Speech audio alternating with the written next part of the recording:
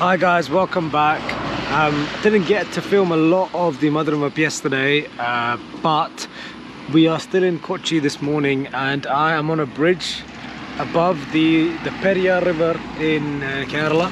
The Periyar River is the longest river in Kerala, and it's 144 kilometers long. It's basically like a powerhouse because it powers the Periyar Dam, which is, I believe, the largest source of power, electricity in Kerala. So this river is the lifeline of Kerala in a sense. So yeah, this is the Periyar River. We're going to keep checking out other like hidden gems in Kochi, so stay with us today. We're going to try and explore as much of Kochi as possible in a day. So next up I think we're going to go to Jewtown, and I'll tell you a bit more about Jewtown when we get there. But yeah, this river is absolutely beautiful. That's the Periyar River for you.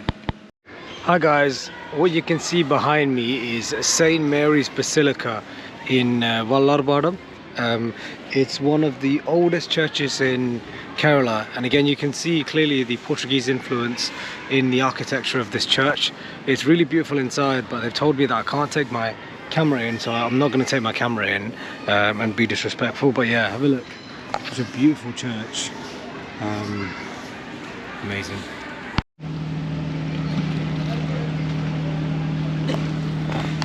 Hi guys, I am currently at Fort Vypin.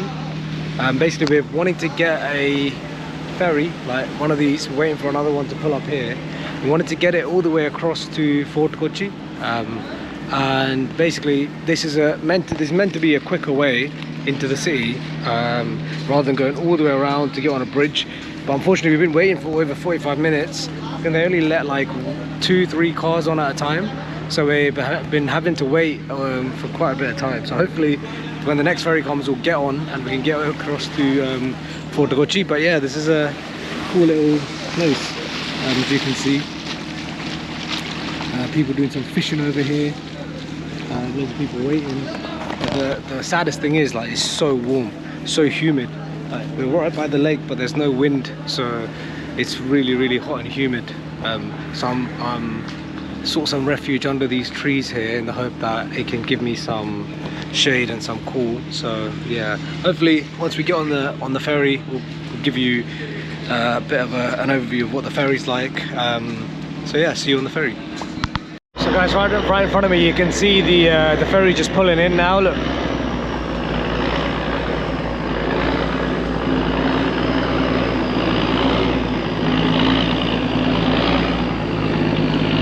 Once this one unloads, we'll try and get on it and then get to the other side. So guys, I made it on the ferry finally.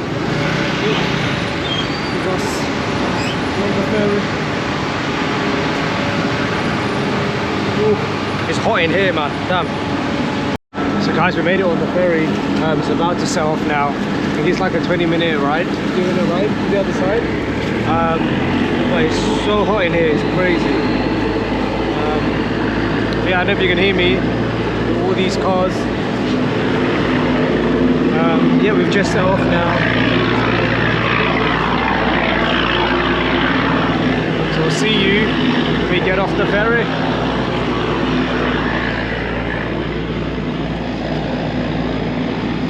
Hi guys, so we made it to Fort Kochi and we were hungry because we haven't had breakfast yet. So I found a nice little place here called Arabian Palace. Sat at the top.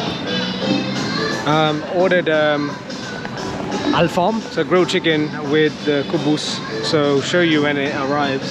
Yeah, it's a nice little place. Already I like the vibe in Kochi. It's quite cool, man. It's nice. Look forward to the food. So I'm starving. So guys, our food has arrived. I'm so happy right now.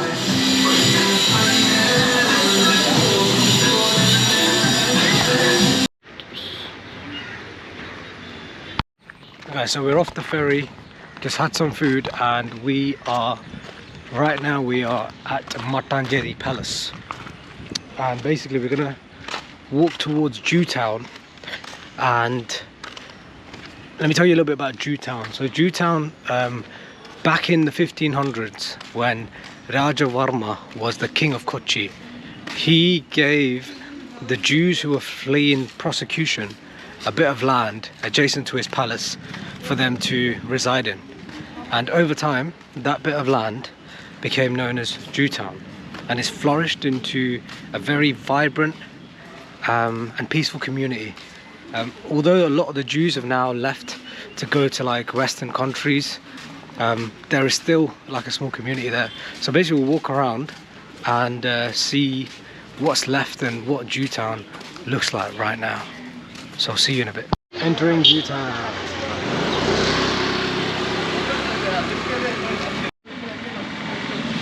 Hi guys, we're still in Jewtown. We stepped into this antique heritage bar, and yeah, we're just chilling here because it's very cool and it's by the lake, so there's a nice breeze. And we ordered some beverages, and I'll show you what this place is like when I, you know what, actually I'll show you now, because everything is very like rustic and old-fashioned. So like, look at this place. I'll show you this place, look.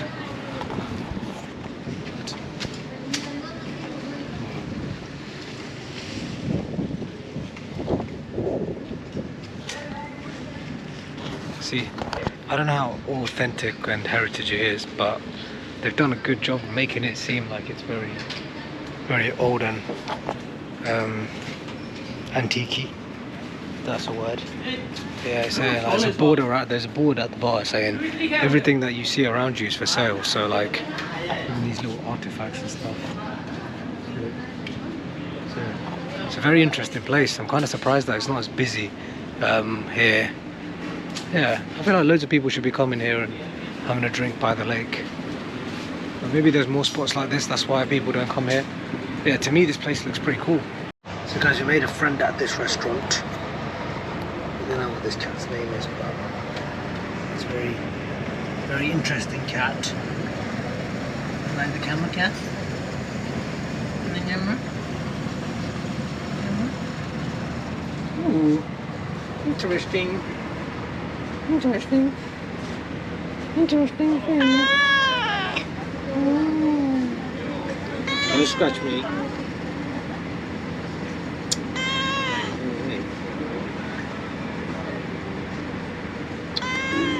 That's enough. It's enough screen time for you. Say bye.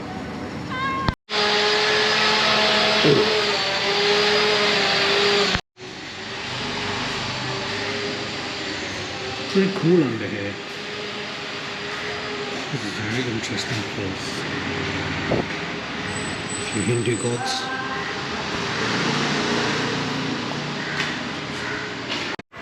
So guys, we found a little walking street here within Jewtown. See some of these buildings. It's a very like European Portuguese looking building. It's getting very interesting. Like even all of these like buildings, although they're quite run down, they've got their own like rustic charm about them. But all in all, I think it's a really beautiful place, like a nice little walking street. So guys, this is the Cochin Paradesi Synagogue right here. So I think this is the one and only synagogue in India, or like the first one in India. So we're going to go inside because I think there's a museum attached to it. So we're going to go inside and have a look. So guys, we've entered the synagogue and the museum that's part of it. And we've got some tapestry paintings here, which basically tell you about the history of the synagogue. Hi guys, so I've just entered the Paradesi Synagogue, and it's so crazy because it's my first time in my life entering a synagogue, and it's in India. I want to just show you around.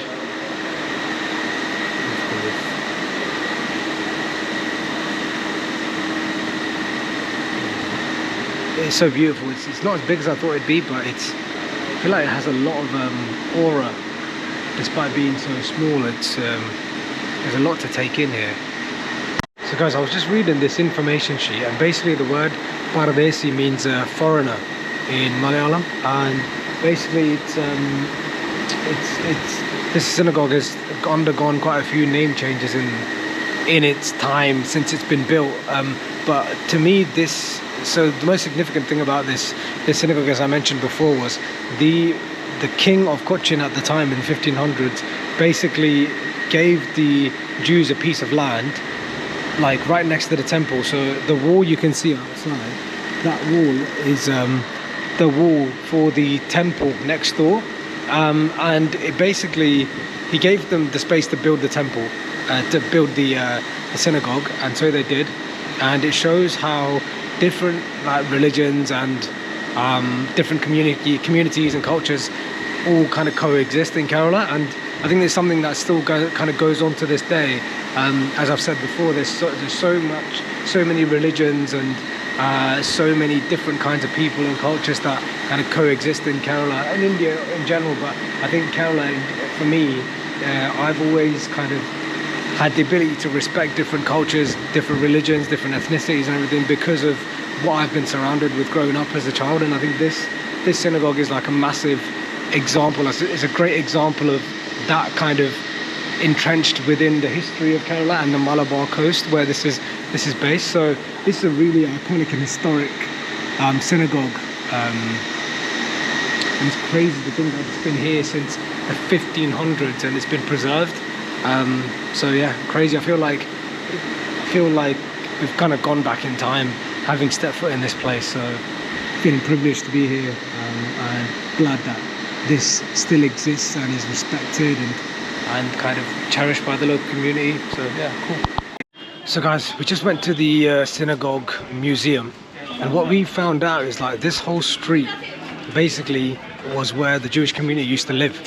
So all down the street on either side, the Jewish community were living there.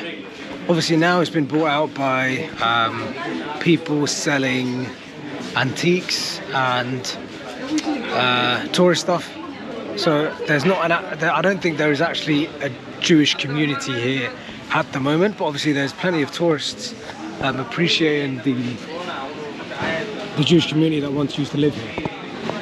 So yeah, all these buildings, this is where the Jewish community used to live. It's been looked after pretty well. I think the tourism is helping to make sure that it stays clean and tidy and stuff. So yeah, it's cool.